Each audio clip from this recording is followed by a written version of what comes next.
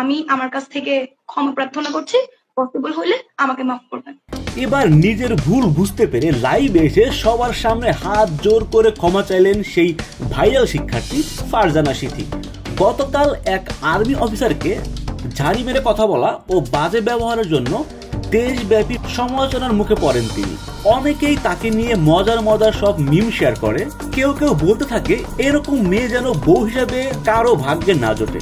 দেশব্যাপী এই সমালোচনার ঝড় সইতে না পেরে গতকাল রাতেই নিজের ফেসবুক প্রোফাইল থেকে লাইভে আসেন তিনি এবং তিনি পুরো জাতির কাছে হাত জোর করে ক্ষমা প্রার্থনা করেন। সবাইকে বলছি আমার যে ব্যবহার ছিল গতকালকে শেষ 1 ঘন্টার, আমি তার জন্য খুবই দুঃখিত। যদিও সে লাইভে কমেন্ট বক্সে মানুষ তাকে ক্ষমা করার পরিবর্তে আরো গালিগালাজ করতে থাকে এবং একটা পর্যায়ে গিয়ে তার এই লাইভ ভিডিওটি আর ফেসবুকে খুঁজে পাওয়া যায় না। মানুষ রিপোর্ট মেরে লাইভ ভিডিওটি ফেসবুক থেকে সরিয়ে দেয়। তো দর্শক, আপনার কি মনে হয় এই মেয়েটিকে কি ক্ষমা করা উচিত? এখনই জানিয়ে দিন আপনার মূল্যবান মতামত। ধন্যবাদ।